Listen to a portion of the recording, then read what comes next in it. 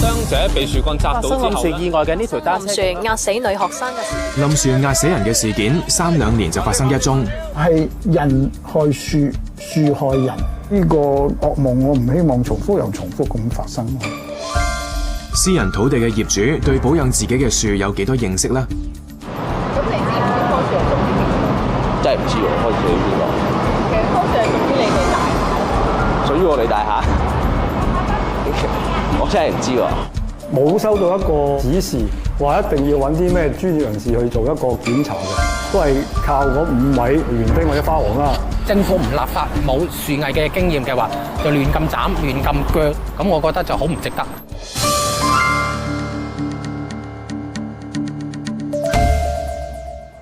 歡迎收睇新聞透視。大家有冇諗過點先算係一棵樹呢？嗱，後邊呢一棵係樹，前面呢棵係，嗰棵都係，但係身邊呢一棵咧就唔係啦。嗱，唔好以為喺度講笑喎，因為根據政府嘅標準咧，係要喺離地1.3米嘅呢一個位置度，佢嘅直徑最少要有95毫米咧，先算係一棵樹。因為佢唔夠粗，所以咧就唔可以叫做一棵樹啦。但係終有一日咧，佢都會長大成樹，亦都有機會會病咗冧落嚟嘅話，仲會傷到人添。到底我哋應該點樣保護佢呢？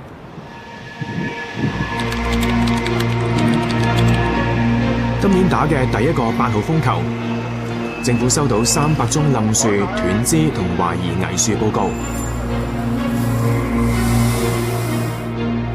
今朝咧喺我屋苑外邊咧都有一棵樹冧咗，呢棵樹其實都好高好重，咁有成我估計都超過10米高。個樹幹直徑咧超過。沙田一個屋苑喺颱風下有一宗冧樹，好彩冇人受傷。健康，不過問題整棵喺中間截斷就冧咗落嚟，咁呢個情況就其實危險嘅。如果有人行過砸到人嘅，實都好危險。3號風球仍然懸掛嘅時候，黃家榮發現花槽同樹都被吹起。唔好行呢邊啊！唔好行呢邊啊！唔好行！呢棵樹有問題嘅，呢棵樹佢一吹咧，成棵向呢邊反。我哋要圍埋出邊㗎，好嘛？係啊，呢棵樹咧有機會冧落嚟，小心啲啊！早前我哋已經知道有問題，因為個根部咧已經係深入咗喺個石屎裏邊啦，令到個石屎層拱起。我哋都預算咧呢棵樹都會移走，我哋都真係唔察覺到咧嗰棵樹因為咁嘅情況令到佢會搖擺嘅。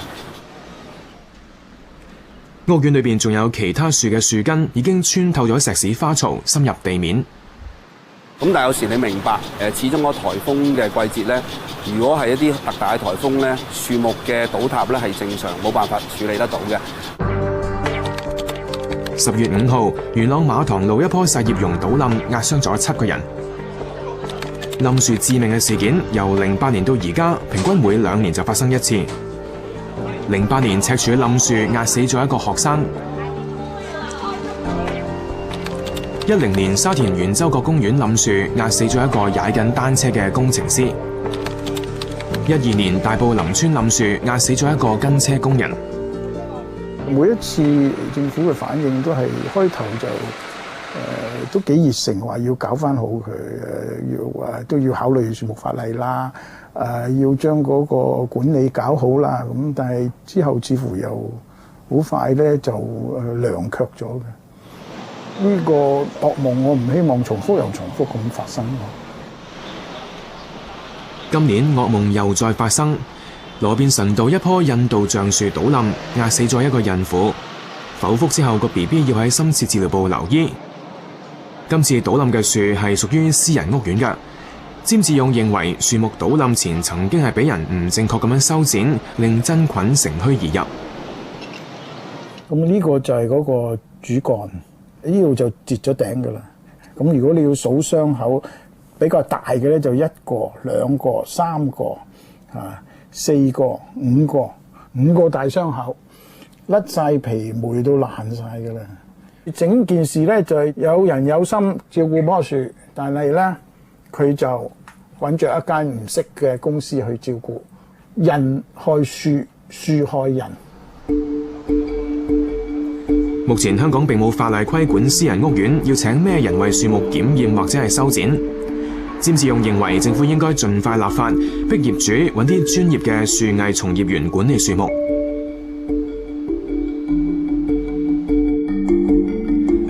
究竟政府認可乜嘢資格嘅驗樹專家呢？唔同嘅學會有唔同認證。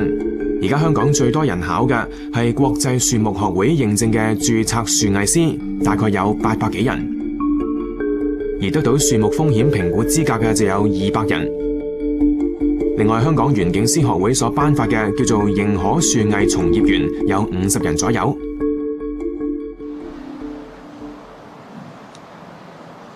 呢棵樹已經唔會保留㗎啦，因為佢已經蛀咗啊，同埋呢棵樹已經係喐㗎啦，個樹根已經承托唔到呢棵樹㗎啦，所以就係要移除咗佢。呢個屋苑種咗250棵樹，一直都係靠5個花王打理。每年會揾園藝公司收樹，但係從來都未揾過註冊嘅樹藝師檢驗。呢一日佢哋準備自己鋸走呢一棵已經俾蟲蛀咗嘅洋紫荊樹。係人手㗎啦，人手，因為呢棵樹唔係咁大咧。呢啲應該係可以攞電鋸鋸嘅機械，但係一棵半棵就唔用啦。你揾條繩掹一掹佢啦。洪哥做咗花王10幾年，佢話樹藝同園藝知識亦都係跟師傅學翻嚟，間中去睇下書學嘢，冇考過咩專業牌照。經常都要巡下佢有冇咩變化，有冇枯啊嗰啲咁樣咯，需要修剪啊咁咪修下佢咁樣。如果係嚴重嘅，咪話俾呢個主管聽咯，要佢睇下點樣安排。如果係有蟲嘅，咪殺下蟲啊咁樣啦。OK 㗎，憑經驗，你見得多咪會熟咯。成日日對住佢，梗係知道棵樹點樣生長情況啦。呢棵樹係感染咗真菌啊，樹腳已經開始腐爛啦。會移除㗎，呢個揾呢個收樹工人咧，已經救唔翻㗎呢棵樹。洪哥話：太高大嘅樹，佢哋都會揾園藝公司嚟做修剪或者移除。我哋而家就冇收到一個指示，話一定要揾啲咩專業人士去做一個檢查嘅。由開院到而家咧，都係靠嗰5位園丁或者花王啦。屋苑每年用於樹木管理同園藝嘅費用要70幾萬。蔣生話：羅便臣道冧樹嘅事件，先令佢哋開始關注係咪要揾專業人士做檢查。但係佢連樹藝師係乜嘢都唔知道。有啲咩可以爬到上樹、修剪啲樹木嗰啲，先至叫係合資格嘅管理樹木嘅人員啦。我哋得到嘅資料咧就係好空泛，係好少，同埋喺坊間流傳嘅資料咧，由好平至好貴都有。咁我亦都唔知佢點樣選擇。我哋試下打樹藝師嚟睇下有冇資料啊。樹藝師課程，註冊樹藝課程。呢個有個國際樹木學會喎，咦可以去讀嘅喎。讀完考翻個牌之後，咪經濟啲喎。但係呢個係咪香港政府認可啊？先睇下。評估風險。蔣生上網想揾註冊樹藝師參考下報價，不過睇嚟睇去都揾唔到。揾唔到想揾我哋需要嘅嘢。只係揾到啲課程，我哋揾咗咁10幾個 page 都揾唔到。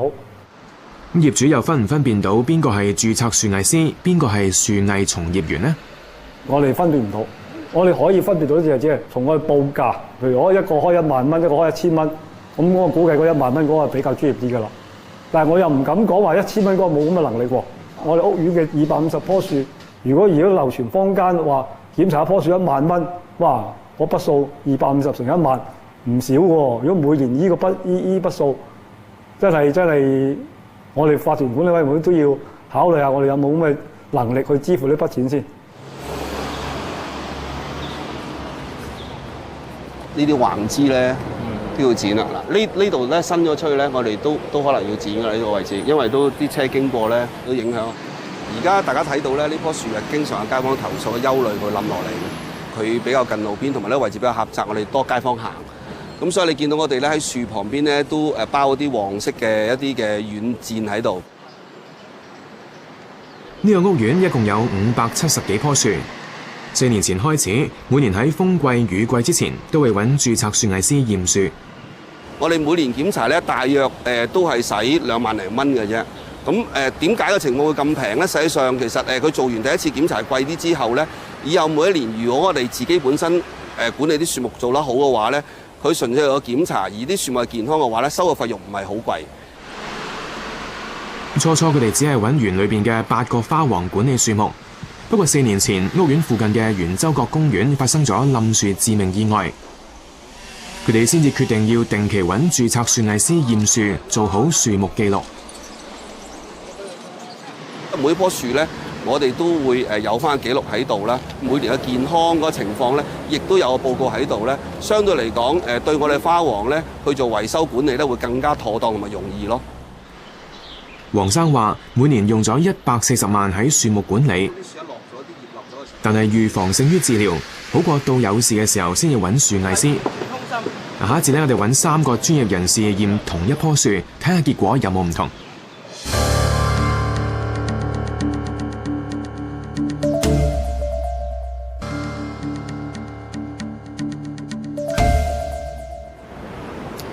呢棵有過百年歷史嘅大榕樹，當初為咗保存佢，使咗2300幾萬，號稱全球使得最多錢保留嘅一棵樹。喺一般屋苑，我哋平時驗樹收樹咧就唔使咁多錢㗎，但係坊間有唔同嘅樹藝師認證，我哋應該點樣分呢？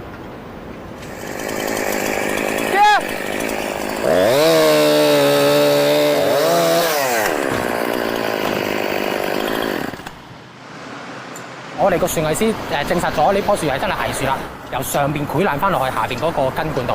到我哋呢一 part，我本身係攀樹師，因為藝樹我就唔想用一個攀爬形式，就用升降台就去做呢一個移除個工序，咁就係逐嚿一 part 一 part 咁樣瀏覽。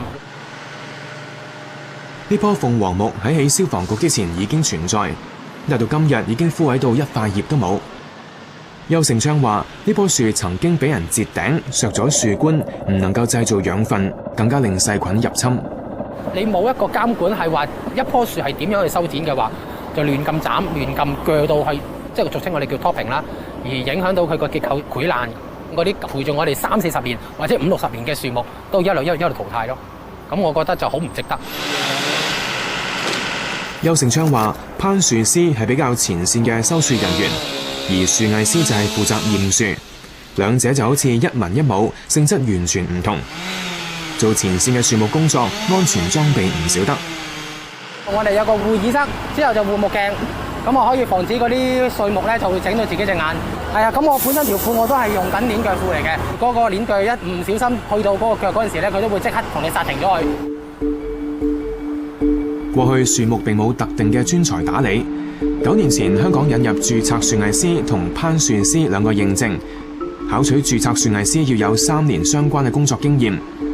讀完呢一本書，考200幾條多種選擇題，答啱咗2%就算合格。而考攀樹師就要有1年半嘅攀樹經驗，再考筆試同技術試。市民應該揾邊一類人驗樹呢？樹木辦嘅建議係可以揾註冊樹藝師、發展局認可嘅綠化工程承辦商同埋園境師學會頒發嘅認可樹藝從業員。我哋就揾咗呢3種人一齊嚟驗同一棵樹。要驗嘅樹係呢一棵位於行人道附近嘅細葉榕，屬於左邊呢一座大廈。最近收到地政處嘅通知，要驗樹同做修剪。佢哋3個都係先目測樹木嘅形態同埋樹冠嘅枝條，再用錘仔檢測樹幹嘅狀態。馬經倫發現咗一個腐爛嘅樹幹，佢係個攀樹師，即刻爬上去檢查下。呢個主幹裏面以前有一個唔係咁正確嘅切口啦，有一個叫做殘枝瘤啦喺度。呢邊咧就空心嘅，好似打鼓咁嘅，係完全空心。外面亦都見到有啲木耳啦，木耳其實就話食腐木嘅。呢個位置其實就已經腐爛咗，已經死咗㗎啦。咁我哋睇一下。樹藝師劉永峰就喺樹幹唔同嘅位置發現咗2個腐爛嘅地方，同一個樹窿。形成咗呢個位，開始有啲腐爛。呢一個係咯，見到未啊？呢啲木就比較碎嘅，咁呢啲開始腐爛，尤其是香港多雨水。同埋將來啲可能真菌啊，就會慢慢喺呢個位開始感染到落樹幹嗰度。中間呢個位其實正常，一棵健康嘅樹咧，呢個位係會平嘅。呢個位其實唔應該有個窿入咗去嘅。將來如果有真菌入到去嘅時候，可能係就喺呢個傷口入邊慢慢附入去。認可樹藝從業員林德澤就認為樹幹好健康。我睇下佢入邊有冇空心，有冇實心，有少少汁液會流咗出嚟嘅。呢個輸送養分嘅汁液嚟嘅。咁其實即係話佢係好冇問題，健康嘅。主幹部分其實而家睇咧就冇任何嘅腐朽嘅跡象啦，冇任何嘅腐朽跡象，即係冇任何嘅樹洞啦。到樹根嘅部分，馬經倫先挖近地面嘅根部。我掘落去其實同呢度嘅石屎面係一樣嘅，咁證明就係話呢啲根生落嚟下面就唔係泥面咯，咁變咗佢唔係一個 natural 嘅生長。其實啲榕樹根就會跟住嗰啲水嘅 direction 去走，咁咧會長期嚟講會造成一啲水道嘅阻塞啊、水管嘅阻塞啊。劉銘峰就集中觀察氣根內部嘅情況。我揾到個腐木啊，啲氣根已經開始腐爛，就係呢啲一搣就碎啊！呢啲其實有啲蟻喺入邊已經喺度喐緊。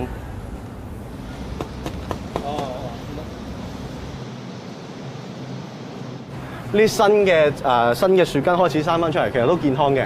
咁入邊有啲係比較舊，可能真係10幾20年前生落嗰啲嘅，就開始有腐爛。林德澤就睇下樹根有冇褐根病嘅跡象。好似呢啲咁嘅枝條咧，其實可能係上一次有剩嘅枯枝，但係都唔似係而家我哋最多嘅褐根病啦。啊，佢最緊要唔係呢樣嘢啦，啲樹幹咧。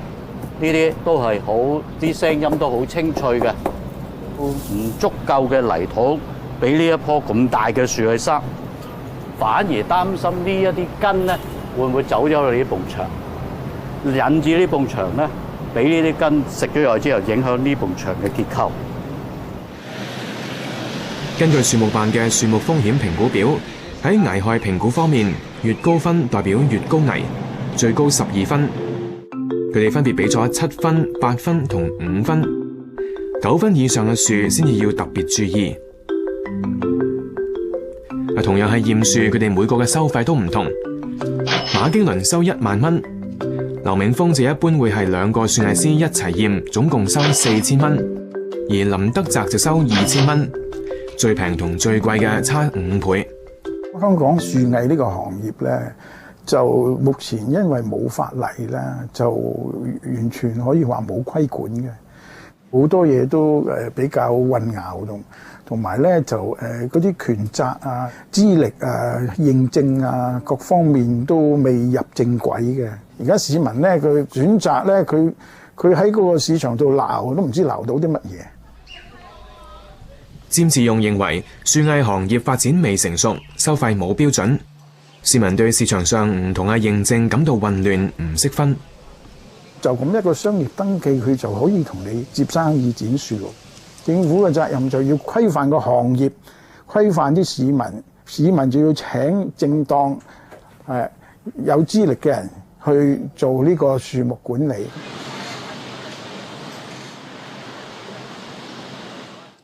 規範行業之前要有足夠嘅專業人士。跟住放隻腳落去。垂直向地下踩落去。呢度係訓練攀樹師嘅場地，目前香港只係得55個攀樹師。李國文話：嚟學攀樹嘅學生只有1/3係從事樹藝工作，業界仍然係發展初期，有需要加緊培訓人才。當然參差係一定有㗎啦。啱啱考到證書嘅樹藝師嘅朋友呢，個經驗尚淺嘅。無論喺樹木工作裏邊咧，其實等同其他嘅工作一樣，需要跟師傅嘅。咁樣落呢度，因為移除啲枝幹好重嘅，所以一定咧係需要一啲輔助嘅工具。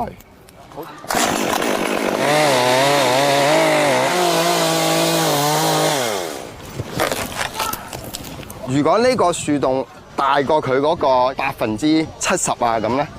呢個枝幹咧，我哋要移除嘅。如果唔係咧，好多時會自己截斷。讀書只不過係你俾你知道去點做，但係實際操作你都係要問師傅先咯。阿偉嚟緊都準備考攀樹師同樹藝師，但係佢話就算考到，都未有信心即刻執業。唔敢做，因為呢個係涉及到一個公眾嘅安全啊。我自己未有信心咯，即係學嘅只不過係一個基礎入門嘅嘢，未有即係十足嘅把握去做到佢咯。李國民話：攀樹師只係一個攀爬嘅技術史，要識得修樹，一定要再進修。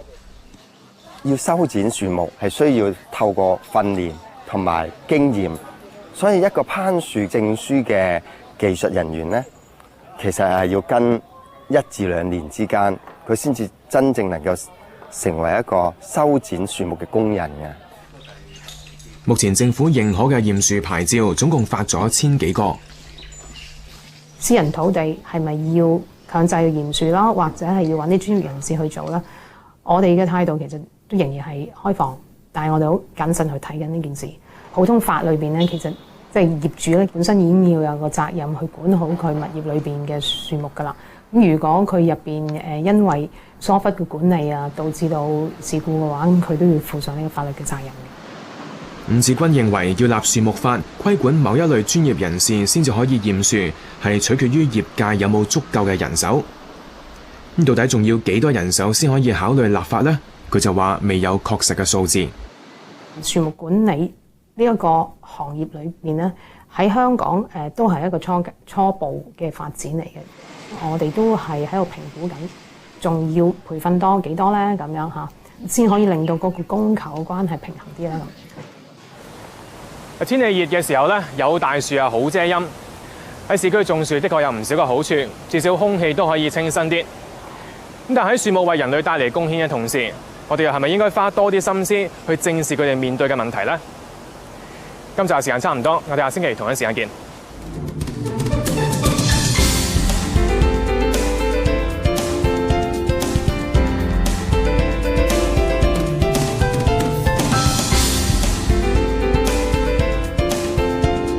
Panasonic IH 電磁爐特約，我係小廚神。